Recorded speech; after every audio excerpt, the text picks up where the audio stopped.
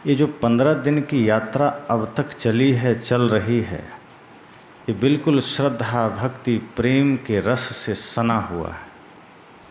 आपके निश्चल प्रेम और श्रद्धा के इस रस में ये कथा, ज्ञान रस भी मिल करके एक अद्भुत संगम का रूप लिया है। तो इस 15 दिन की कथा में जो आनंद की अनुभूति हुई है, जो सद्गुरु कबीर के विचारों से जो हमें एक संबल मिला है, सूत्र मिला है, आज समझिए उसका संपूर्ण रूप से प्रैक्टिकल परीक्षण का समय है। चूँकि आज मैं जो शब्द रखने जा रहा हूँ, ऐसा मान लीजिए कि सद्गुरु कबीर भी बूढ़े हो चले थे, उनका शरीर भी वृद्ध हो चला था। यूँ तो वो गांव-गांव में, देश विदेश में घूमे, लेकिन अपना ठिकाना उन्होंने काशी को ही बनाया, बनारस को। और सद्गुरु कबीर अपने कर्मस्थली जो काशी है, जहाँ वो अवतरित भी हुए, वहीं से अपने ज्ञान विज्ञान का प्रचार प्रसार करते रहे। और अब मानिए, ऐसा अनुभव कीजिए कि सद्गुरु कबीर भी 119 साल के हो चुके हैं और उनके जीवन का सबसे बड़ा लक्ष्य अभी एक और बाकी है। लोग कहते थे कि जो आदमी काशी में आके मरेगा वही स्वर्ग जाएगा, वही मुक्ति का अधिकारी बनेगा, और जो आदमी मगहर में चला जाएगा, वहाँ जाके मरेगा, वो गधा बनेगा। तो सद्गुरु कबीर एक और भ्रम तोड़ने वाले थे। सद्गुरु कबीर एक और अंधविश्वास को तोड़ कर जाना चाहते हैं। वे सोचते हैं कि मुझे ऐसे नहीं जाना है। यद्यपि अंतिम समय आ चुका है शरीर का, साहेब की अवस्था जर्जर हो गई है।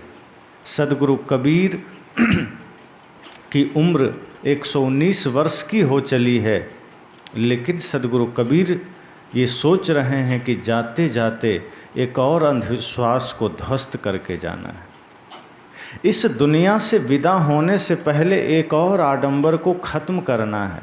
जो आडंबर, जो अंधविश्वास पंडितों ने बना रखा है कि जो काशी में मरेगा वही मुक्ति पाएगा, जो मगहर में मरेगा वो गधा बनेगा। तो साहेब मानो तैयारी कर रहे हैं। लोगों को सूचना हो गई कि सद्गुरु कबीर तो मगहर जा रहे हैं। सब में मानो एक आश्चर्य की घटना हो गई सबके लिए। सभी लोग आनन फानन में भागे भागे आए। कुछ पंडित भी आए, कुछ वे लोग भी आए जो उनको चाहते थे, कुछ वो पंडित भी आए जो उनको पूजते थे। सब तरह के लोग पहुँचे और सब अपने अपने तरीके से साहेब को मना रहे हैं कि हे साहेब, हे सद्गुरु, अंत समय में आप काशी का त्याग मत कीजिए, आप यहीं बसिए। ये काशी की भूमि में तो दुनिया भर से लोग आना चाहते हैं और अंत में आप काशी छोड़ रहे हैं। सब लोग सद्गुरु कबीर को मना रहे हैं कि काशी का त्याग मत कीजिए, काशी में ही रहिए, यहीं आप अपने जीवन के निर्वाण को प्राप्त करिए, लेकिन कहीं मत जाइए। साहब कहते हैं नहीं, मैंने ठान लिया है, अब मैं काशी छोड़कर ही जाऊंगा और मैं मगहर जाऊंगा, मैं काशी में नहीं रहूंगा। लोगों ने कहा क्यों? कहा तुम लोगों ने ये मान्यता बना रखा है, ये भ्रम पाल रखा है कि जो काशी में मरेगा वही मुक्ति पाएगा, जो मगहर में मरेगा वो गधा बनेगा। इसलिए मैं अब अंतिम समय में मैं मगहर जाना चाहता हूँ, मैं काशी में नहीं मरूँगा। अब सोचिए, दुनिया भर से लोग काशी में प्राण छोड़ना चाहते हैं, साहेब कहते हैं मैं तो मगहर जाऊँगा। उनका ये ख्याल था, उनका ये विचार था कि अंत में भी हमें भ्रम तोड़ के जाना है, जीवन में कोई भ्रम ना रहे। और इसके पीछे साहेब का जो तर्क है, साहेब का जो ज्ञान है वो अद्भुत है। आगे हम उसकी व्याख्या सुनेंगे। लेकिन हम पहले ये जानें कि सदगुरु कबीर ने ये संकल्प कैसे लिया, क्यों लिया। 118-19 साल की उम्र में जर्जर शरीर को लेकर के साहब ने ऐसा संकल्प कैसे लिया कि मुझे काशी का त्याग कर देना, कि हमें काशी में रहना ही नहीं है, हमें तो मगहर चले जाना है। क्योंकि उनको अपनी साधना पर भरोसा था, अपनी भक्ति पर भरोसा था, और इसलिए साहब ने तैयारी कर लिया। और ये बात सुनकर के लोग दौड़े चले आए।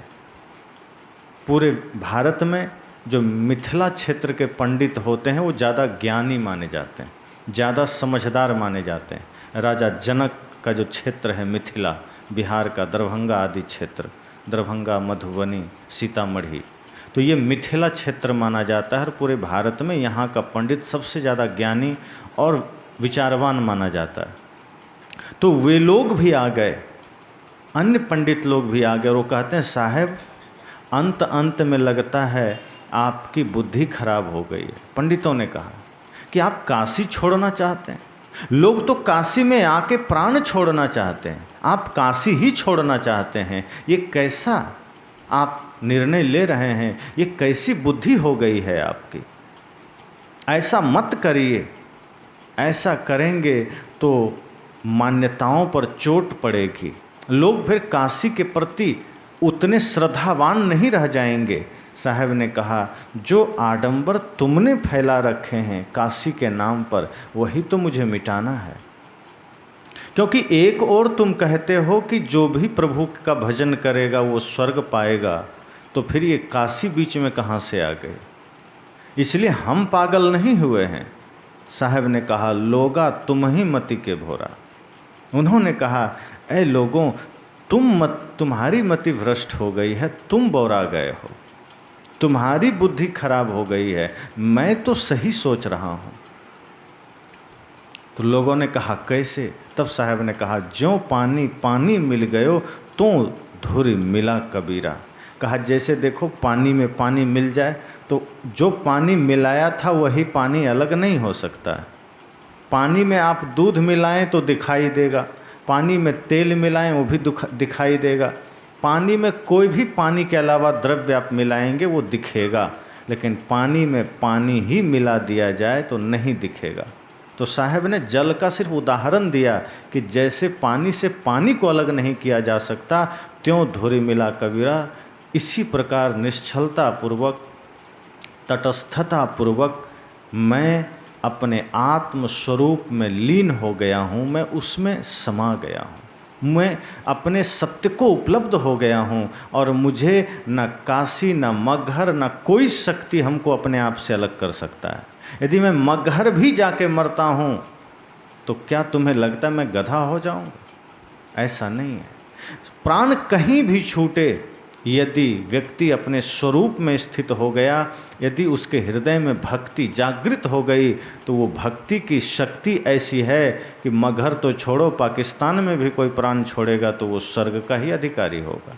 लेकिन यदि हृदय में भक्ति नहीं है, हृदय में प्रेम नहीं है, तो द्वारिका में जाओ, पुरी में जाओ, रामेश्वरम में जाओ, केदारनाथ में जाओ, बद्रीनाथ में जाओ, चाहे अमरनाथ में जाओ, वैष्णव देवी जाओ, वासुकीनाथ में जाओ, चाहे कोई नाथ में जाओ, प्राण अगर वहाँ छोड़ेंगे और हृदय गंदा है, मन गंदा है, तो वो व्यक्ति नरक में जाएगा, स्वर्ग तो नहीं जा सकता। उसका जीवन नरक में बीतेगा, उसका मन दुखी रहेगा। इसलिए साहब ने कहा कि तुम मुझे सोच रहे हो कि मैं अगर काशी छोड़ दूंगा तो मेरे साथ कुछ अनिष्ट होगा, ऐसा नहीं। जैसे पानी में पानी मिल गया, मैं तो वैसे ही अपने आप में लीन हो चुका हूँ। ये शरीर में मैं हूँ जरूर, लेकिन ये शरीर से मेरा लगाव खत्म हो चुका है। इसी तरह से जो जीवन मुक्त हो जाते हैं वो तो पहले से ही शरीर से अपने को अलग कर लेते हैं। साहब ने कहा तुम मुझे क्या शिक्षा दोगे, मैं तो इस शरीर में रहते हुए अपने निज धाम को पा लिया है, इसलिए भोले तुम हो जो तुम मुझे रोक रहे हो। तब साहब कहते हैं जो मैथिल का सांचा व्यास, तोहर मरण होय मगहर पास। वो जाने की तैयारी में है साहब, लेकिन पंडित लोग घेर लिए, साहब को घेरे हुए हैं और साहब कह रहे हैं तुम लोग जल्दी हटो, हमको जाना है, देर लगेगी। मगहर पास में थोड़े है, कम से कम 200 किलोमीटर की दूरी तो है ही, इतनी दूर हमारी यात्रा है, तुम लोग क्यों घेर लिए हो? पंडित कहते हैं नहीं साहब, आप काशी मत छोड़िए। अब साहब उल्टा पंडितों से ही कह देते हैं कि जो मैथिल का सांचा व्यास, तो हर मरण होय मगहर पास।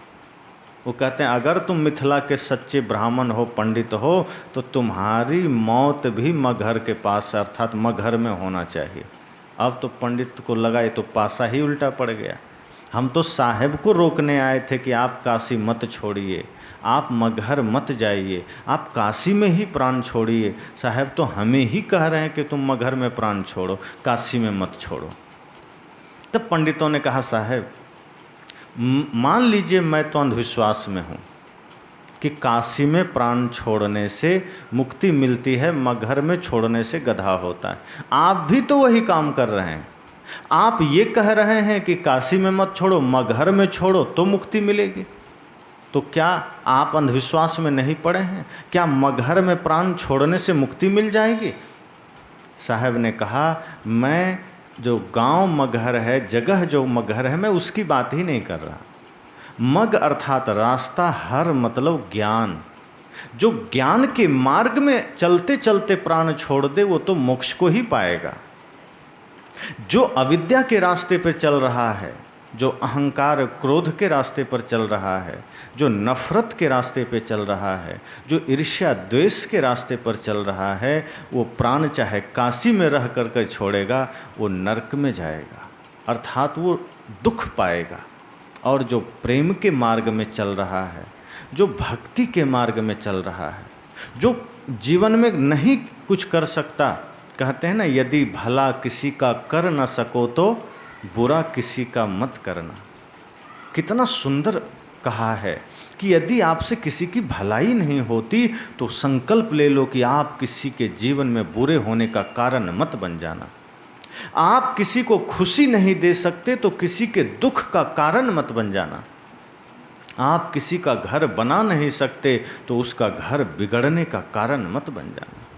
आप किसी के आंसू पोंछ नहीं सकते तो उसके आंखों में आंसू आने का कारण मत बन जाना। साहब ने कहा यदि तुम्हारे हृदय में भक्ति है, प्रेम है, श्रद्धा है, सबके साथ लगाव है, स्नेह है, तो समझ लो कि तुम जहां भी प्राण छोड़ोगे मुक्ति ही मिलेगी। काशी में ही मुक्ति मिलेगी, तब तो भक्ति की जरूरत ही नहीं है, फिर तो सेवा की जरूरत ही नहीं है, फिर तो सारे शास्त्र झूठे हैं, फिर तो माता पिता का सम्मान भी जरूरी नहीं है, गुरु की पूजा की जरूरत नहीं है, बुराइयों का त्याग की आवश्यकता नहीं है। कितना भी पाप करे आदमी काशी में जाके मर जाए, स्वर्ग में चला जाएगा। साहब कहते हैं फिर तो सारे वेद शास्त्र झूठे हो गए तुम्हारे, फिर तो सारे भगवान के संदेश झूठे हो गए, क्योंकि सारे शास्त्रों में यही तो कहा गया है बुराई का त्याग करो, पाप का त्याग करो, माता पिता गुरु की सेवा करो। और वेद के ऋषियों ने तो कहा ही है मातृदेवो भव, पितृदेवो भव, आचार्य देवो भव, कि माता देवता हैं, पिता देवता हैं और गुरु देवता हैं। और इसी वेद के अनुसार राम जी की भी दिनचर्या थी। गोस्वामी जी ने कहा ना, प्रातः काल उठ के रघुनाथा और मात पिता गुरु ना वही माथा। वहाँ इन्होंने तो ये नहीं कहा ना, यदि अन्य देवी देवताओं की पूजा करते राम जी तो गोस्वामी जी ये कहते कि प्रातः काल उठ के रघुनाथा, ब्रह्मा विष्णु को नावहि माथा, या दुर्गा को नावहि माथा, या इंद्र को नावहि माथा, या महाकाल को नावहि माथा। लेकिन सबसे बड़े देव कौन हैं? गोस्वामी जी कहते हैं प्रातः काल उठ के रघुनाथा, माता पिता गुरु, इनको ही वो शीश झुकाते हैं। वेद भी यही कहता है मातृदेवो भव, पितृदेवो भव, आचार्य देवो भव। तो माता पिता गुरु देवता हैं। अगर इस भाव के साथ व्यक्ति जी रहा है, अपने दिल से नफरत को मिटा दिया है, तो सोचिए राम जी की भी दिनचर्या ऐसी ही है कि माता पिता गुरु की वंदना करते हैं, भक्ति करते हैं, सेवा करते हैं, उपासना करते हैं। और जो व्यक्ति इस भाव के साथ जी रहा है वो कभी दुखी हो ही नहीं सकता। साहब कहते हैं, जो मैथिल को साचा व्यास तोहर मरण होए मगहर पास। साहब जाने की तैयारी भी कर रहे हैं और लोगों को समझा भी रहे हैं कि मेरा रास्ता छोड़ दो, मैं तो मगहर ही जाके मरूंगा, मेरा शरीर तो मगहर में ही छूटेगा, मेरी तो विदाई का समय है, मुझे जाने दो, रोको मत। पंडितों ने कहा नहीं साहब, ये तो अनर्थ हो जाएगा, आप मत जाइए। कुछ लोग मोहवश रोक रहे थे, कुछ लोग काशी की महिमा खंडित हो जाएगी इसलिए रोक रहे थे। पंडित चाहते नहीं थे कि साहब काशी का त्याग करें, लेकिन साहब उल्टा बोल दिए, उल्टा पंडितों को ही लपेट लिए कि जो मैथिल को साचा व्यास तोहर मरण होए मगहर पास, कि अगर तुम सच्चे पंडित हो मिथिला के तो तुम्हारी मृत्यु भी ज्ञान के रास्ते में होना चाहिए, ज्ञान के मार्ग में होना चाहिए। आज हम अज्ञानता के मार्ग में चल रहे हैं, आज हम नफ़रत के मार्ग में चल रहे हैं, आज हम घृणा के मार्ग में चल रहे हैं। परिवार में ही देखिए, छोटी छोटी बात में हम आपस में ईर्ष्या करने लग जाते हैं, नफ़रत करने लग जाते हैं। छोटी सी ज़िंदगी है, थोड़ी सी ज़िंदगी है, क्या नफ़रत करके जीना, क्या घृणा करके जीना, क्या किसी से ईर्ष्या करके जीना। संत कहते हैं छोटी सी जिंदगी है, प्रेम से जीने के लिए ही समय कम है और हम नफ़रत के लिए समय निकाल लेते हैं। प्रेम से जीने के लिए ही हमारे पास वक्त पूरा नहीं है और हम घृणा के लिए समय निकाल लेते हैं। साहब कहते हैं तुम्हारी मृत्यु भी ज्ञान के रास्ते में होनी चाहिए। क्यों? क्योंकि मगहर मरे मरे नहीं पावे, अंते मरे तो राम लजावे। साहब ने कहा जो मगहर में मरेगा वो मरेगा नहीं, मरे नहीं पावे।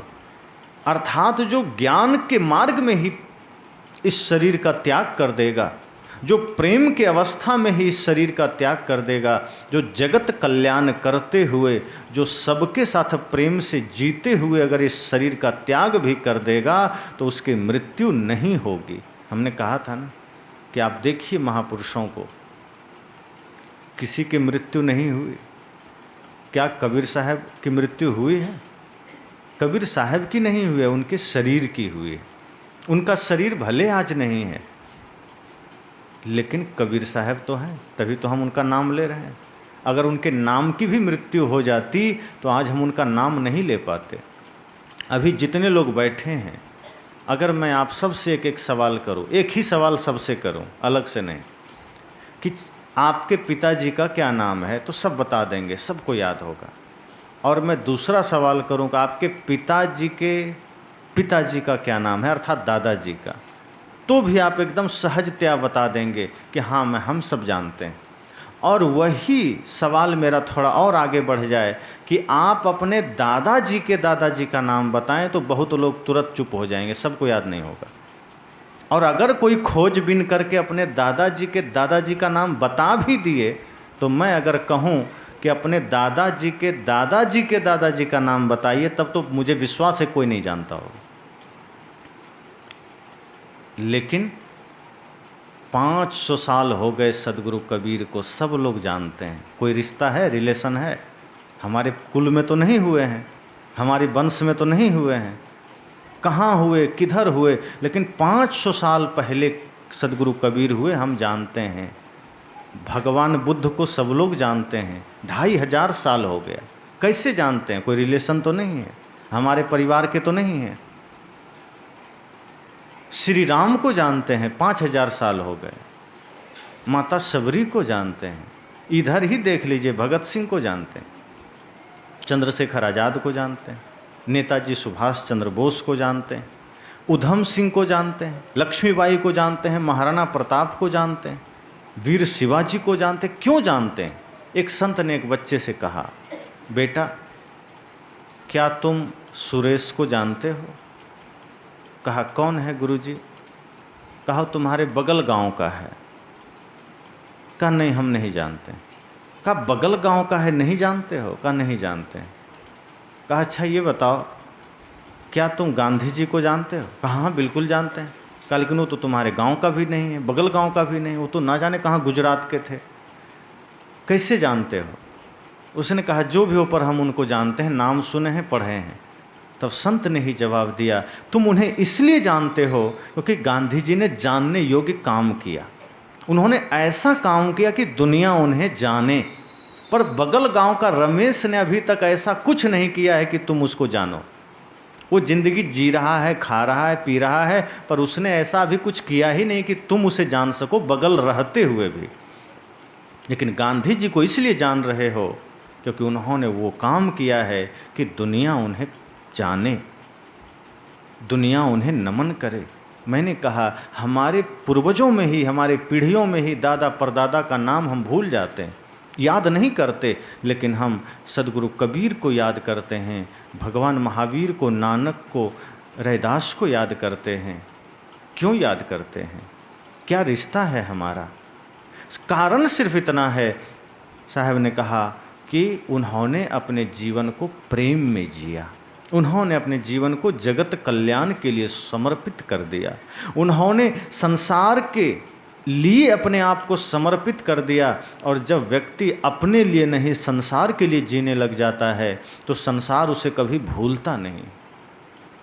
जो सिर्फ अपने लिए जीता है, घर में ही आप देखिए, जब आप सिर्फ अपने लिए जिएंगे, चाहे स्त्री हो पुरुष, जब आपको लगे कि सब कुछ हमें ही मिल जाए तो आपको मिल तो जाएगा लेकिन मन में शांति महसूस नहीं होगी। लेकिन जिस दिन आप किसी को कुछ दे करके भोजन करेंगे, किसी को खुशी दे करके आप जिएंगे, किसी को मीठे वचन दे के जिएंगे, उस दिन आपको बढ़िया नींद भी आएगी, आनंद भी रहेगा, मन प्रसन्न भी रहेगा। यही सृष्टि का नियम है। यहाँ सब कुछ प्रकृति आपको दे रही है, शिक्षा भी दे रही है। इसलिए प्रकृति, आप सुबह से देखिए, सूर्य बिना आपसे कुछ लिए अपना प्रकाश दे रहा है, जीवन दे रहा है। वायु आपसे कुछ नहीं लेता, वो आपको प्राण दे रहा है। ये धरती आपसे कुछ नहीं लेती, लेकिन हम सब धरती पर ना जाने कितना कुछ करते हैं, इसी पर सब कुछ हो रहा है। धरती कभी नहीं कहती कि बस करो, हम परेशान हो गए। पेड़ काटे जा रहे हैं फिर भी पेड़ नाराज नहीं हो रहे, वो हमें ऑक्सीजन दे रहे हैं, छाया दे रहे हैं, फल दे रहे हैं। इसलिए तो हम सब गीत सुनते हैं, मैं कभी कभी गाते रहता हूँ। मधुवन खुशबू देता है, सागर सावन देता है, जीना उसका जीना है, जो औरों को जीवन देता है। कहा ये समुद्र को देखिए, नदियों को देखिए, प्रकृति को देखिए, पेड़ को देखिए, सब दे रहा है, कोई भी संग्रह नहीं कर रहा है। और जब दे रहा है तो हम जी रहे हैं। जिस दिन ये प्रकृति देना बंद कर दिया, हमारा जीवन भी बंद हो जाएगा। सिर्फ 5 दिन लगातार सूर्योदय ना हो, आदमी बिलबिला जाता है। अभी जो लगातार बारिश हुई, आदमी परेशान हो गया। सूर्य का दर्शन नहीं, धूप नहीं, बीमारियां पैदा होने लगती है, कीड़े मकोड़े, बैक्टीरिया का जन्म होने लगता है। एक सूर्य उदय होकर के कितनी समस्याओं को हल कर देता है, सबको जीवन ऊर्जा प्रदान करता है।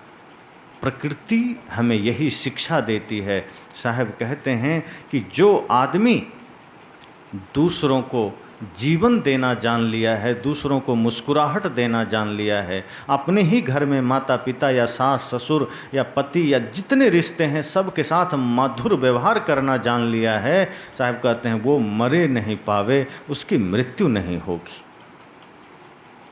और अंते मरे तो राम लजावे। और जो ज्ञान का मार्ग छोड़ दिया है, जो भक्ति का मार्ग छोड़ दिया है, जिसने संसार को ही सब कुछ मान लिया है, वो एक दिन मरना तो तय है, लेकिन कहीं और मरेगा तो फिर राम की भक्ति करने से क्या फायदा? फिर राम के प्रति हमारे आस्था का क्या मतलब? अगर राम की भक्ति हृदय में है तो प्राण कहीं भी छूटेगा, स्वर्ग और शांति ही मिलेगी। और यदि हृदय में राम की भक्ति नहीं है तो फिर जहाँ राम का जन्म हुआ है वहाँ भी प्राण छूटे तो कुछ नहीं मिलेगा। साहब ने इसलिए जोर देकर कहा कि जो मगहर मरेगा वही पाएगा, और यदि मगहर से अलग कहीं जाएगा तो वो नरक में जाएगा। अर्थात जो ज्ञान के मार्ग में मरेगा वो अजर अमर हो जाएगा। जिसने भी ज्ञान को धारण किया। और ज्ञान क्या है? सही गलत का बोध हो जाना, यही ज्ञान है। सत्य असत्य का बोध हो जाना, यही ज्ञान है। क्या हमें करना है, क्या नहीं करना है, इसका ज्ञान हो जाना, यही ज्ञान है। इसका बोध हो जाना, इसकी जानकारी हो जानी। जैसे एक बात आती है ना कि इस धरती पर सबकी आंखें हैं, कुछ लोग को आंखें नहीं हैं। तो बाहर से तो सबको आंखें हैं, लेकिन क्या उन आँखों से का वो प्रयोग सही कर रहा है? एक बार ऐसे ही अकबर ने पूछ दिया बीरबल से कि बताओ, इस धरती पर आँख वाला ज़्यादा है या अंधा ज़्यादा है? तो सभी दरबारी कहा मैं उत्तर देता हूँ। अकबर ने कहा रुको, मैंने बीरबल से पूछा है। फिर बीरबल ने कहा जहाँ अपना, अगर दरबारी लोग उत्तर देना ही चाहते हैं तो देने दीजिए, थोड़ा हम भी सुन लें। राजा ने कहा, अकबर ने कहा दो। तो सभी दरबारियों ने कहा स्वाभाविक है, इस धरती पर आँख वाला ज़्यादा है और अंधा की संख्या कम है। अकबर ने कहा बात तो सही, मुझे भी यही लगता है, फिर भी बीरबल से इसलिए पूछ रहा हूँ कि अक्सर ये उटपटांग जवाब देता है, तो पता नहीं इसका क्या जवाब देगा, थोड़ा इससे पूछ लेता हूँ। बीरबल से पूछा, बीरबल ने कहा जहाँपना, इस धरती पर अंधों की संख्या बहुत ज़्यादा है। कहा मुझे पता था तुम ऐसा है कुछ टेढ़ा जवाब दोगे, लेकिन इसको सिद्ध करना पड़ेगा, क्योंकि ये तो मुझे पहले से पता था तुम जवाब यही दोगे, इसलिए मैंने तुमसे पूछा है, क्योंकि तुमसे मुझे सीधे जवाब की उम्मीद ही नहीं थी, पर यहाँ तो तुम्हें सिद्ध करना पड़ेगा। बीरबल ने कहा कोई दिक्कत नहीं, हम सिद्ध कर देंगे, लेकिन आज नहीं कल। कहा ठीक है। दूसरे दिन बीरबल क्या किया, राजधानी के चौराहे पर बैठ गया एक जगह चौक में, और बैठकर आसनी बिछा लिया और एक फटा हुआ जूता हाथ में लेके घुमाने लगा इसे, और 2 रजिस्टर भी रख लिया। अब जो भी उधर से आता, बीरबल ये क्या कर रहे हो, बस तुरंत उसका नाम अंधों की लिस्ट में लिख देता। कोई भी पूछता अरे बीरबल ये तुमको हो क्या गया, क्या कर रहे हो, बस जैसे ही बोलता तुरंत उसका नाम अंधों की लिस्ट में लिख देता। सब कुछ होते होते खबर चली गई अकबर के पास। अकबर को पता चला कि बीरबल चौराहे में बैठ के हाथ में फटा हुआ जूता घुमा रहा है। तब बीरबल, अकबर ने कहा लगता है बीरबल पागल हो गया है। तभी आज भी वो उल्टी सीधी बातें दरबार में कर रहा था कि अंधों की संख्या ज़्यादा है। बताओ, सब जानता है आँख वाले ज़्यादा हैं। तब अपने मंत्रियों को और लोगों को भेजा, सिपाही को, कि जाओ देखो क्या हुआ है। तो अन्य दरबारी आए, वो भी देखता है, कहा बीरबल ये क्या हो गया है, उसका भी नाम अंधों की लिस्ट में लिख लिया। बोला कुछ नहीं, लिख लिया। आँख वाला लिस्ट अभी भी खाली था, उसमें 1-2 नाम गया था, जो कोई चुपके से गुजर जाता था। बाकी जो पूछ देता था कि बीरबल ये तुम क्या कर रहे हो, झट से उसका नाम अंधे वाला रजिस्टर में लिख देता था। बात राजा तक चली गई। राजा से कहा वो बीरबल तो मान ही नहीं रहा है, लगता है एकदम बहुत ज़्यादा पागल हो गया है, उसे आगरा भेजना पड़ेगा। तब अकबर कहा चलो खुद से जाके देखते हैं क्या मामला है। अकबर भी आया, घोड़ा रथ पर सवार होकर उतरा, जाके कहता बीरबल ये क्या कर रहे हो। कहा बस इसका भी नाम लिख लो। अकबर का भी नाम अंधे के लिस्ट में लिखा। कहा बस मिशन पूरा हो गया। रजिस्टर बंद किया, जूता फेंका, चल दिया। कहा कल मिलेंगे आप सबसे दरबार में, चलिए वहीं। अकबर सोचा लगता है सच में पागल हो गए, बात भी नहीं किया, प्रणाम भी नहीं किया, रजिस्टर रखा है, क्या कर रहा है ये, जूता घुमा रहा था, फेंका, चल दिया। किसी को समझ में नहीं आया। दूसरे दिन दरबार में वो बढ़िया से रजिस्टर लेके हाजिर हुआ। अकबर ने कहा तुम कल पागल हो गए थे क्या। कहा नहीं पागल तो नहीं हुए थे, लेकिन आपने मुझे प्रमाण सहित पूछ दिया कि अंधों की संख्या कैसे ज़्यादा है, इसलिए मैं वही सब जुटा रहा था, तथ्य प्रूफ। राजा ने कहा ले आया। कहा बिल्कुल ले आया। कहा तो बताओ आँख वाला ज़्यादा है कि अंधा का। मैं तो कल ही बता चुका हूँ अंधे ज़्यादा हैं। ये देखिए रजिस्टर। तो अंधे वाला रजिस्टर पहले दिया हाथ में, तो घर में संशोधन करके राजा का नाम 1 नंबर में लिख चुका था वो, क्योंकि राजा तो लास्ट में आया था तो नाम लास्ट में था, लेकिन घर जाके पूरा बढ़िया से संशोधित किया और राजा का नाम 1 नंबर में लिखा। बाकी सबका क्रम से जो जैसे था, पूरा रजिस्टर अंधों की लिस्ट से भरा था। दिया हाथ में, कहा लीजिए। राजा जब उलटता है कि अंधों की लिस्ट में पहला नाम उसी का, तो उसको तो गुस्सा आ गया। कहा कैसा मूर्ख है तू, मैं तुमको कुछ और पूछा, तुम मेरा ही नाम अंधों की लिस्ट में लिख दिया। और का आँख वाला दिखाओ, वो देखता है तो 2-4-5 आदमी जिसको कोई जानता भी नहीं होगा ऐसा नाम लिखा था, एकदम अनजान आदमी का, तो वो तो पहले रख दिया बगल में। और अंधा वाला रजिस्टर राजा देख रहा है, गुस्सा भी आ रहा है, सोच रहा है क्या करें इस आदमी का, मन तो बहुत छटपटा रहा था। कहा अब तुम इसको सिद्ध करो कि हम कैसे अंधा हैं। कहा बस वो भी करते हैं। कहा बताओ। तो बीरबल ने कहा ये बताइए, मैं चौराहा में बैठा था, आप सब देख रहे थे मैं बैठा था। कहा मेरे हाथ में जूता था, ये भी पता है। कि हाँ। मैं घुमा रहा था, ये भी पता है। कहा हाँ। कहा फिर पूछ क्यों रहे थे क्या कर रहे हो? क्या आपको पता नहीं था मैं क्या कर रहा हूँ? आप देख रहे थे मैं जूता घुमा रहा हूँ, फिर भी आप पूछ रहे हैं क्या कर रहे हो। मतलब आँखों से दिखाई दे रहा है कि मेरे हाथ में जूता है, मैं चौराहे पर बैठा हूँ, मैं घुमा रहा हूँ, सीधी बात है, चुपचाप निकल जाना था। तो आके पूछ रहे हो क्या कर रहे हो। ये पूछते कि क्यों कर रहे हो तो बात समझ में आती थी। तुम पूछ रहे हो क्या कर रहे हो, अरे देख तो रहे हो मैं जूता घुमा रहा हूँ, और तुम भी यही सवाल किए जा रहे हो क्या कर रहे हो। तो इसका मतलब हम अंधे हो गए? कि बिल्कुल यही तो हो रहा है संसार में, कि आदमी क्यों पाप कर रहा है इस पर नहीं सोचता है, और देखा देखी में सब कुछ किए जा रहा है। आँखों के सामने बुराई हो रही है, हम आँख बंद कर लेते हैं। आँखों के सामने किसी की छेड़खानी हो रही है, हम कुछ नहीं करते हैं। आँख होते हुए अगर हमने किसी गलत काम का प्रतिकार नहीं किया, आँख होते हुए अगर हमने गलत का विरोध नहीं किया, तो संत भी कहते हैं कि फिर वो आदमी अंधा है। अगर आँख होते हुए, अब आप देखिए तंबाकू के पैकेट पर लिखा होता है ना स्वास्थ्य के लिए हानिकारक है, आदमी फिर भी फाड़ के खाता है कि नहीं? अंधा हुआ कि नहीं आदमी? लिखा है स्वास्थ्य के लिए हानिकारक है, देख रहा है फिर भी वो खा रहा है। शराब के थैली में लिखा होता है स्वास्थ्य के लिए हानिकारक है, गुटखा के थैली में लिखा होता है, आदमी फिर भी खा रहा है। इसलिए तो साहब ने भी कहा मैं के ही समझाऊं या जग अंधा, मैं किसको समझाऊं, जगत के लोग तो अंधे हो गए। बीरबल ने ठीक ही कहा कि इस धरती पर अंधों की संख्या ज़्यादा है। ये आँख होना बड़ी बात नहीं है, विवेक की आँख होना सबसे बड़ी बात है। बाहर के आँख बंद हो जाएं चलेगा, लेकिन भीतर के आँख खुले होने चाहिए। अगर भीतर के आँख खुले होंगे तो गुटखा के पैकेट पर लिखा हुआ ये सूत्र कि स्वास्थ्य के लिए हानिकारक है दिखाई देगा, शराब के थैली पर लिखा हुआ सूत्र दिखाई देगा, चौक चौराहों पर हो रहे गड़बड़ी दिखाई देगा, अपने ही भाई अपने ही माता पिता के साथ जो हम भूल कर रहे हैं उसका एहसास होगा, गलत खान पान कर रहे हैं उसका एहसास होगा, वो दिखाई देगा। जो भोजन नहीं खाना चाहिए अगर वो खा रहे हैं वो भी दिखेगा कि हमें ये नहीं खाना चाहिए, अभी हमें नहीं दिख रहा है।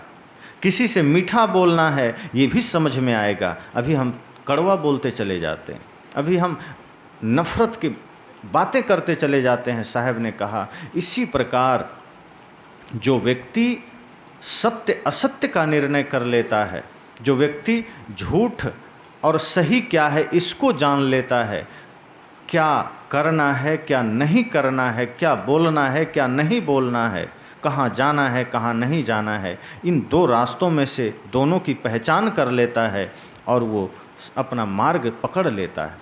जैसे अभी आपको चाय का प्याला दिया जाए तो बड़े सहजता से पी लेंगे, दूध दिया जाए पी लेंगे, पानी दिया जाए पी लेंगे, लेकिन जैसे ही आप कप को मुंह तक ले जाएं और कोई कह दे रुको उसमें जहर मिला हुआ है, आप फेंक तो देंगे ही, साथ साथ जो दिया है उस पर भी गुस्सा करेंगे कि तुम मुझे मारना चाहते थे, इसमें जहर मिला हुआ तुम मुझे दे करके मारना चाहते थे। लेकिन कहीं ना कहीं अदृश्य रूप में शराब में जहर है, आदमी पी रहा है, कहीं ना कहीं चाय में जहर है, आदमी पी रहा है, उसमें कोई रोक नहीं रहा है, फिर भी पी रहा है, जान रहा है, खुद से बना के पी रहा है।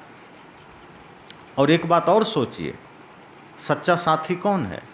पहली बार जीवन में किसी ने गुटखा खाया होगा अगर यहाँ हैं तो सोचिएगा, या कोई पहली बार शराब पिए होंगे, या पहली बार सिनेमा हॉल गए होंगे, तो आप किसके कहने पर गए होंगे? जहाँ तक मेरा अनुमान है जरूर आपका सबसे करीबी मित्र लेकर गया होगा, जो सबसे पक्का दोस्त है आपका। पहली बार गुटखा वही आपके हाथ में दिया होगा, पहली बार शराब का प्याला वही आपको हाथ में दिया होगा, पहली बार सिनेमा हॉल वही आपको लेके गया होगा। हम उसको मित्र कहते हैं। यदि आपको अमृत भी कोई दुश्मन आपको देना चाहे, जिसको आप दुश्मन मानते हैं, अगर वो गिलास में भर के अमृत भी आपको देना चाहे तो आप शक करिएगा कि पता नहीं जहर मिला के दे रहा होगा, हमको मार देगा। लेकिन मित्र आपको शराब दे रहा है, मित्र आपको इनडायरेक्ट जहर दे रहा है, गुटखा दे रहा है, पुड़िया दे रहा है, आप खाते पीते चले जाते हैं कि तो मेरा मित्र है, ये मेरा बुरा चाहेगा, ये तो मेरा भला ही चाहेगा। तो जीवन में पहली बुराई किसी दोस्त के वजह से आई होगी, जीवन में पहली भूल किसी मित्र के ही साथ आपने की होगी। इसलिए तो साहब ने ये भी कहा है कि जीवन में मित्रता भी ध्यान से करनी चाहिए। कौन हमारा मित्र हो? एक ही मित्र हो कृष्ण की तरह, जो अर्जुन के सतपथ पर लेके चले। एक ही मित्र हो। सुदामा ने भी अर्जुन को, कृष्ण को मित्र बनाया था, वो कृष्ण वक्त पर काम आए। दुर्योधन जैसा मित्र जरूरत नहीं है जो बुरे मार्ग पर आपको धकेल दे।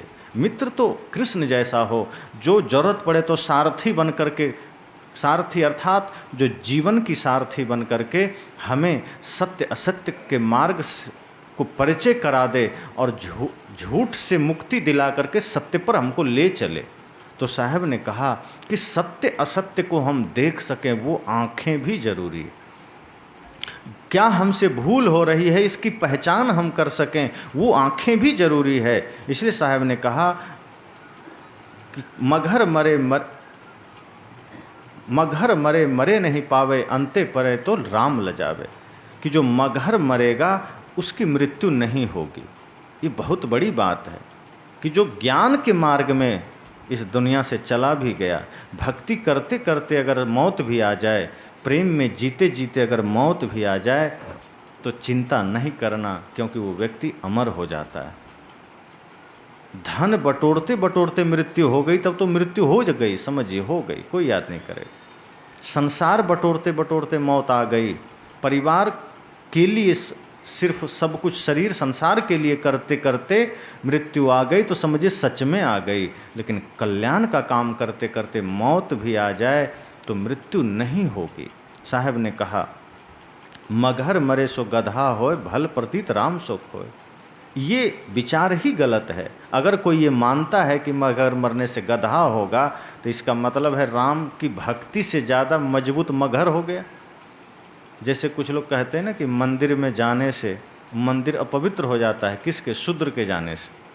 और मंदिर किसका है? हनुमान जी का। मंदिर राम जी का, शिव जी का। और शूद्र कौन है? एक तरफ कहते हैं पूरे सृष्टि की रचना भगवान ने की है, अब शूद्र को भी तो उसी ने बनाया होगा। अब शूद्र छोटा सा आदमी, भगवान इतना बड़ा शक्तिशाली, और एक साधारण आदमी मंदिर में घुसा तो मंदिर ही छुआ गया। मतलब भगवान कमज़ोर हैं, वो शूद्र ज़्यादा शक्तिशाली है, तब ना उसका प्रभाव मंदिर पर पड़ गया। यदि भगवान शक्तिशाली होते तो शूद्र मंदिर में जाता तो शूद्र भी भगवान बन जाता, क्योंकि भगवान का प्रभाव पड़ जाता। जो लाइट ज़्यादा मजबूत है, जैसे बड़े लाइट है और सामने हाइलोजन लगा है, तो कौन किस पर भारी पड़ेगा? बड़ा लाइट होगा तो छोटी लाइट पता नहीं चलता। जैसे यहाँ आप दिया जला दीजिए तो उसका ज़्यादा रोशनी पता नहीं चलेगा। तो भगवान का लाइट तो ज़्यादा बड़ा है ना, भगवान का प्रकाश तो ज़्यादा बड़ा है। जिसको हम शूद्र कहते हैं वो तो छोटा सा प्रकाश है। अब वही गया और उस प्रकाश को ढक दिया मंदिर को, तो कितनी हंसी की बात है। साहब ने कहा मगर मरे सो गधा होए, भल प्रतीत राम सुख होए। अगर तुम सच में राम की भक्ति करते हो तो चाहे कहीं भी मृत्यु हो, क्या दिक्कत है? क्या राम की भक्ति इतनी कमज़ोर है? इसलिए लोग मंदिरों में लिखे होते हैं कृपया जूते चप्पल बाहर उतार दें और वही लोग प्रवेश करें। बहुत ऐसे मंदिर हैं भारत में जहाँ लिखा जाता है शूद्र का प्रवेश नहीं, लेकिन सत्संग में ऐसी बात नहीं। सत्संग मंदिर नहीं है। कई लोग कहते हैं मंदिर में बीड़ी छोड़ कर आओ, गुटखा छोड़ कर आओ, पान छोड़ कर आओ, चाय छोड़ कर आओ। अगर चाय पान बीड़ी सिगरेट गुटखा मांस खाते हो तो मंदिर मत जाना, मंदिर में मत घुसना। लेकिन हम लोग कहते हैं सत्संग हमारा मंदिर नहीं है। सत्संग गंगा नदी है जहाँ बिना नहाए आओ और नहा के जाओ। यहाँ पवित्र होने के लिए आया जाता है। अगर हम ये कह दें कि नहीं पहले ही घर में पवित्र हो जाना तब सत्संग में आना, तो पवित्र होगा कैसे? कोई उपाय है? सत्संग में आएगा तभी तो पवित्र होगा।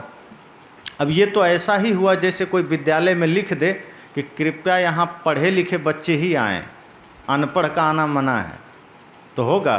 काम बनेगा? धमतरी के अस्पताल में डॉक्टर लोग लिख दे कृपया बीमार लोग ना आएँ, यहाँ बीमारों का प्रवेश वर्जित है, जो स्वस्थ है वही आएँ। या बाथरूम में आप लिख दीजिए कृपया नहा धोकर ही प्रवेश करें, तो बाथरूम में जाएगा फिर आदमी क्यों? भाई नहाना धोना बाहर ही कर लेगा तो क्यों जाएगा बाथरूम? या भोजनालय में खा पी के प्रवेश करें, अस्पताल में स्वस्थ हो के प्रवेश करें, विद्यालय में पढ़ लिख के प्रवेश करें। वही हाल सत्संग में हो गया कि कृपया सब कुछ छोड़ के प्रवेश करें। मैं कहता हूँ सत्संगी का तो जरूरत ही नहीं सत्संग में। यहाँ तो शराबियों को बैठना चाहिए, यहाँ तो बीड़ी तंबाकू खाने पीने वालों को बैठना चाहिए। सत्संगी तो ऐसे ही आनंद लेते हैं बैठ के, उनके जीवन में तो सुधार हो चुका है। अस्पताल में वही जाता है जो बीमार है। ये सत्संग भी तो अस्पताल है, जहाँ जो मन से बीमार हैं, जो कर्म से बीमार हैं, उनका आगमन होता है और यहाँ आकर के उनके जीवन के तमाम समस्याओं का समाधान होता है। जैसे शरीर के रोगों का इलाज डॉक्टर करते हैं, वैसे ही मन और कर्म के रोगों का इलाज संत करते हैं। तो ये सत्संग गंगा नदी है। जैसे गंगा में लोग अर्थात कहीं भी पानी में डुबकी लगा के नहा के बाहर आता है, इसी तरह ये सत्संग भी गंगा नदी है। साहब ने कहा अगर हृदय में भक्ति है, प्रेम है, सत्य है, अहिंसा है, जो कि सत्संग से आता है, फिर निश्चिंत रहिए प्राण कहीं भी छूटे कोई दिक्कत नहीं है। लेकिन अगर हृदय में भक्ति नहीं है तो अयोध्या में मरो चाहे काशी में मरो, नरक में ही जाना है। और यदि भक्ति है तो साहब ने कहा ना, भल प्रतीत राम सुख होए, फिर तो राम अंते मरे तो राम लजावे, यानी कहीं और मरेगा तो राम का ही अपमान हुआ ना। एक तरफ कहते हैं भक्ति करो, भक्ति की शक्ति से मुक्ति मिल जाएगी, दूसरी तरफ कहते हैं नहीं काशी में मरेंगे तो ही मुक्ति मिलेगी। फिर तो कोई भक्ति करने की ज़रूरत नहीं है, फिर तो वही लोग ठीक हैं जो दिन रात चोरी कर रहे हैं, हिंसा कर रहे हैं, छल प्रपंच कर रहे हैं। करो, लास्ट में काशी में जाके मर जाओ, सीधे स्वर्ग में ट्रांसफ़र हो जाओ। तो ये साहब कहते हैं ये ऐसा नहीं है। भक्ति जीवन में है, प्रेम है, जगत के प्रति कल्याण का भाव है, परिवार में आप हिलमिल कर रहना जानते हैं। आप अगर एक आदर्श पिता बन चुके हैं, आप यदि एक आदर्श माँ बन चुके हैं, आप एक आदर्श पत्नी हैं, पति हैं, तो समझ लीजिए आपका घर ही स्वर्ग है, आपका घर ही आनंद का महल है, आपका घर ही देवालय है, सिद्धालय है। फिर आपको अपने घर में ही वो अनुभूति मिलेगी जो शायद मंदिर में ना मिले। अगर आपने अपने माता पिता में ही देवत्व का दर्शन करना जान लिया, यदि आपने अपने भीतर के देवत्व की पहचान कर लिया, आप अपने छोटे छोटे बच्चों में ही नंद गोपाल का दर्शन कर लिया। हम कृष्ण कन्हैया का दर्शन करने मथुरा जाते हैं, अपने बच्चों में ही कृष्ण कन्हैया का दर्शन करिए, उसी के साथ प्रेम भाव व्यवहार करिए, उसी को बढ़िया संस्कार दीजिए। फिर आप देखिएगा आपका घर ही मंदिर नजर आएगा, आपका घर ही देवालय नजर आएगा, चारों ओर आनंद ही आनंद आएगा। इसलिए साहब कहते हैं कि मगहर मरे सो गधा होए, भल प्रतीत राम सुख होए। कि अगर कोई मगहर में मरने को ये सोचता है कि गधा बनेगा तो ये सब झूठी बातें हैं। फिर राम की भक्ति को न समझना है, फिर राम से दूर जाना है। जो आत्म राम है, चेतन राम है, इसकी अगर भक्ति पक्की है तो कहीं मरो कोई दिक्कत नहीं। क्या काशी क्या मगहर उसे जो पे हृदय राम बसे मोरा। साहब ने कहा अगर हृदय में राम है तो क्या काशी क्या मगहर। यदि राम हृदय में नहीं है तब तो कहीं मरो दुख ही पाना है। लेकिन यदि राम हृदय में हैं, और होता क्या है, सबसे बड़ी समस्या आज क्या हुई है, जो मैं अक्सर कहा करता हूँ कि जैसे लोग मंदिर बनवाते हैं तो मंदिर बनाना भी उद्देश्य तो कुछ और रहा होगा ऋषियों का कि मंदिर बनेगा, इसी बहाने सब एक साथ इकट्ठे होंगे, भक्ति मार्ग में लगेंगे, सेवा पूजा करेंगे, नफरत का त्याग करेंगे। लेकिन उल्टा हो गया। आदमी ने क्या किया, मंदिर गांव से बाहर बना दिया, कहीं साइड में बना दिया और सभी भगवान सभी देवी देवता को मंदिर में जाके रख दिया। मंदिर बनना था इसलिए ताकि उसी बहाने वहाँ लोग इकट्ठे हो सकें, वहाँ एक जगह एकत्र हो सकें, आपस में प्रेम से गले मिल सकें। लेकिन आदमी ने मंदिर बना करके सबको वहीं ले जाके रख दिया। राम को, कृष्ण को, बुद्ध, महावीर, सदगुरु कबीर, नानक, सबको ले जाके मंदिर में रख दिया। और उन लोगों को रखना कहाँ था? हृदय रूपी मंदिर में रखना था। तो आदमी सोचा यहाँ क्यों रखें? अगर यहाँ कबीर साहब को रख लेते हैं तो झूठ बोल पाएंगे? नहीं बोल पाएंगे। अगर कबीर साहब को हृदय में कोई रख लेगा तो वो चोरी नहीं कर पाएगा। यदि कोई अपने हृदय में कबीर साहब को बैठा लेगा तो वो कभी भी किसी के साथ गलत नहीं कर पाएगा, वो अपने भाई का हक नहीं मार पाएगा। तो आदमी ने तरकीब निकाला, क्यों ना हम इनको मंदिर में बैठा दें और यहाँ रावण को बिठा लेंगे, यहाँ राक्षस को बिठा लेंगे। तो हृदय में बैठा लिया दानव को और सभी देवता, सभी महापुरुष को बैठा दिया मंदिर में। ये चालाकी आदमी ने किया। अब बाहर एक मंदिर बनाया ईंट पत्थर सीमेंट का, उसमें बैठा दिया सभी महापुरुष को, बाहर से ताला मार दिया। अब सोचिए कितना बड़ा मजाक है। एक और कहते हैं यही सर्वोपरि सत्ता है, और उस सर्वोपरि सत्ता को मंदिर में बंद करके ताला भी मार दिया। मतलब मालिक हम है, तुम अंदर रहो, निकलना मत। यानी भगवान को मंदिर में बंद कर दिया और स्वयं भगवान बन बैठा कि मैं ही सब कुछ हूँ, जब मैं चाहूँ ताला खोलूँ, तब तक अंदर रहो। इच्छा भी करे बाहर घूमना है तो मेरे बगैर नहीं। तो ये मजाक आदमी ने किया महापुरुषों के साथ। उनके विचारों को जीवन में नहीं उतारा, उनके ज्ञान को हृदय में नहीं उतारा, बल्कि उन्हें ही जीवन से उतार दिया। राम क्या कहते थे उस पर आदमी नहीं चला। राम या किसी भी महापुरुष के अनुसार आदमी अपने को नहीं बदला, अपने अनुसार उनको बदल दिया। जैसा आदमी था वैसा भगवान को बना दिया।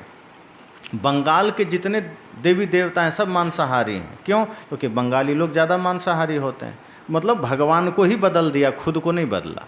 उसने सोचा हम तो मांस खाएंगे, भगवान अगर आपको यहाँ रहना है तो आपको भी मांसाहारी बनना पड़ेगा। मतलब हम आपके अनुसार नहीं चलेंगे, आपको हमारे संग चलना पड़ेगा। और राजस्थान, गुजरात आदि में शाकाहारी लोग ज़्यादा हैं, तो वहाँ के अधिकांश देवी देवता शाकाहारी हैं।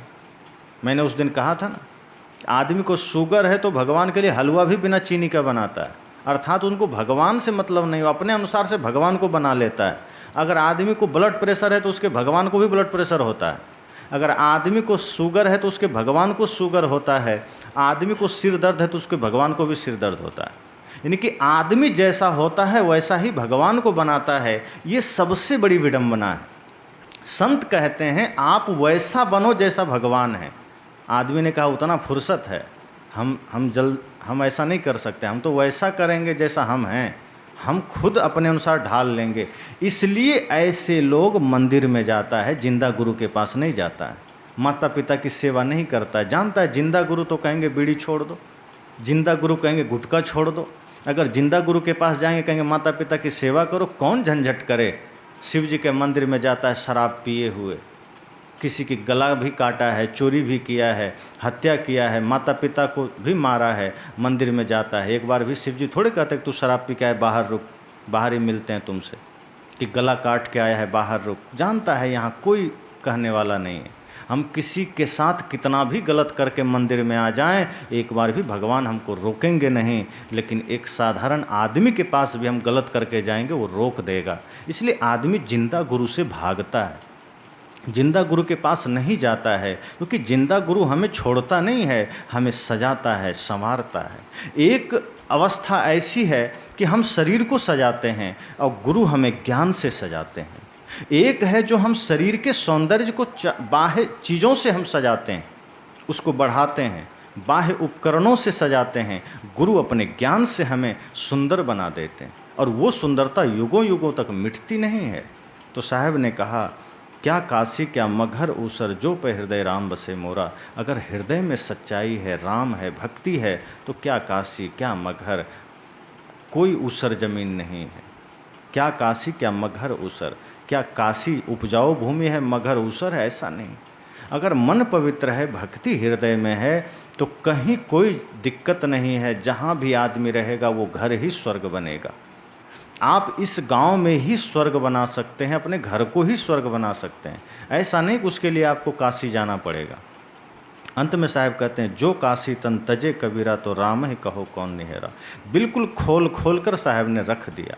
साहब ने भली भांति लोगों को ये समझा दिया कि अब तो मुझे जाने दो, देखो मैंने तो सारी बातें कर दी, कि अगर मैं काशी में शरीर छोड़ता हूँ, इसका मतलब हमारे जीवन में भक्ति का कोई महत्व नहीं, ज्ञान का कोई महत्व नहीं।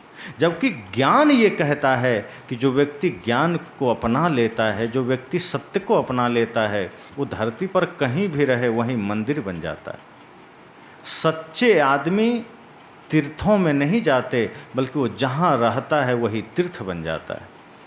पवित्र व्यक्ति जहाँ भी जाता है वो धाम बन जाता है। अलग से सच्चे आदमी को पूजा नहीं करनी पड़ती, बल्कि वो जो कुछ करता है वही पूजा बन जाता है। जो ईमानदार आदमी है, सच्चा आदमी है, ज्ञानी आदमी है, उसको अलग से प्रार्थना नहीं गाना पड़ता, बल्कि वो जो शब्द मुंह से बोलता है वही प्रार्थना बन जाता है। साहब कहते हैं यही अवस्था जीवन में चाहिए। मैंने कल कहा था ना, शब्द निरंतर मनुआ राता, मलिन वासना त्यागी, उठत बैठत कबो न छूटी, ऐसी तारी लागी। कि हर पल हर क्षण हमारे जीवन में वो ज्ञान, वो सत्संग घटित अगर हो रहा है, तो फिर हम कहीं भी जिएं, कहीं भी रहें, हमारे जीवन में कोई भ्रम नहीं होना चाहिए, हम सदैव शांति पाएंगे। साहब ने बढ़िया से समझाया पंडितों को, कहा अब तो मेरी बात मान जाओ, अब तो समझ जाओ, चिंता मत करो।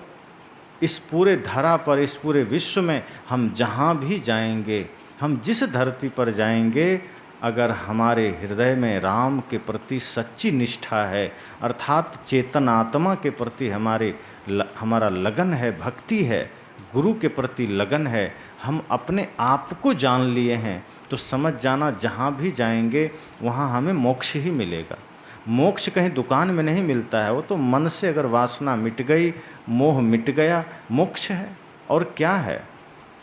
इसलिए साहब जाते जाते काशी का त्याग करते करते लोगों को समझा रहे हैं, लोगों को बता रहे हैं कि आज मैं जा रहा हूँ मगहर, लेकिन चिंता मत करो, तुम लोग भी मगहर आके मरो, तुम लोग भी ज्ञान के मार्ग में लगो।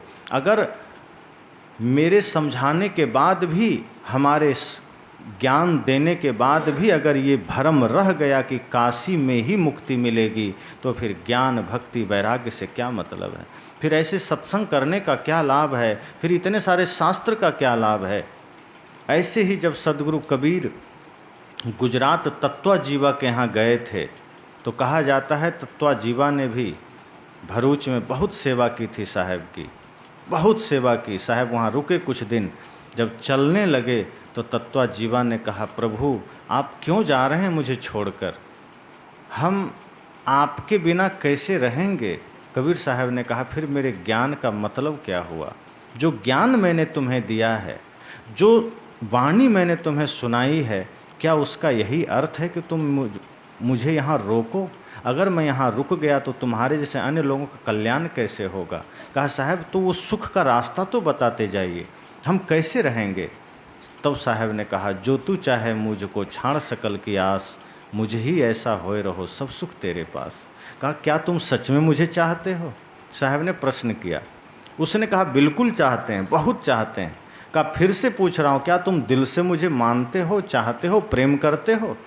तत्वाजीवा ने कहा, पूछिए मत, आप चले जाएंगे हम बहुत उदास रहेंगे। कहा, इसका मतलब तुम प्रेम नहीं करते हो? भाई कैसी बात कह रहे हैं, हम आपसे बहुत प्रेम करते हैं। कहा, फिर तुम उदास नहीं रहोगे। कहा, कैसे?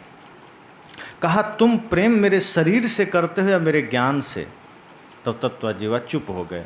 कहा, प्रभु शरीर से तो नहीं, ज्ञान से ही करते हैं, लेकिन इस ज्ञान का परिचय तो इसी शरीर से मिला है ना। तो जो शरीर से परिचय मिला है, तो उस शरीर के महत्ता कम थोड़े हो जाएगा। साहब ने कहा, मैं ये थोड़े कह रहा हूँ तुम शरीर को भूल जाओ, याद रखो, लेकिन ये शरीर के द्वारा जिस सत्य को तुमने जाना है, इस शरीर के द्वारा जिस भक्ति को तुमने जाना है, लक्ष्य तो वही है ना, उद्देश्य तो वही है। जैसे कोई बच्चा कहता है मुझे वो चांद चाहिए, वो क्या है? तो माँ इशारा करती है, वो चांद है। तो इशारा करने के समय उंगली जब दिखाती है, तो वो उंगली बच्चा वो उंगली पकड़ लेता है, क्या यही चांद है? तो माँ कहती नहीं, उधर है, ये तो उंगली है मेरी। यद्यपि उंगली ने इतना ही काम किया है कि चांद की तरफ इशारा किया है, इसका मतलब वो उंगली चांद तो नहीं हो गया ना, वो तो सिर्फ इशारा किया, वो तो सिर्फ मार्ग बताया कि हाँ उधर चांद है। इसी तरह सदगुरु कहते हैं मैंने तो सिर्फ माध्यम तैयार किया, मैंने तो तुम्हें सिर्फ इशारा किया है, तुम्हारा प्राप्तव्य, तुम्हारा जो सत्य है वो तुम्हारे ही पास है, अलग नहीं है, मैं तो सिर्फ माध्यम बना हूँ। तब साहब कहते हैं तुम मुझे चाहते हो या मेरे ज्ञान को? तब तत्वजीवा कहते हैं मैं आपके ज्ञान को चाहता हूँ और आपके शरीर के माध्यम से जाना है, इसलिए आपके प्रति भी आस्था है, आपके शरीर के प्रति भी समर्पण है। साहब ने कहा कोई बात नहीं, जो तू चाहे मुझको तो छाड़ सकल की आस। उन्होंने कहा जगत की आशा को छोड़ देना अगर सच में मुझे चाहते हो तो, और यदि नहीं छोड़े तब दुख मिलेगा। इसलिए साहब ने कहा जो काशी तन तजे कबीरा तो राम ही काहू कौन निहोरा, कि अगर मैं सच में अपने सत्य को, अपने ज्ञान को धारण कर पाया हूँ तो मुझे जगह की कोई पाबंदी नहीं है। जहाँ भी शरीर छूटेगा, जहाँ भी ये शरीर गिरेगा, हम मोक्ष की ही अवस्था में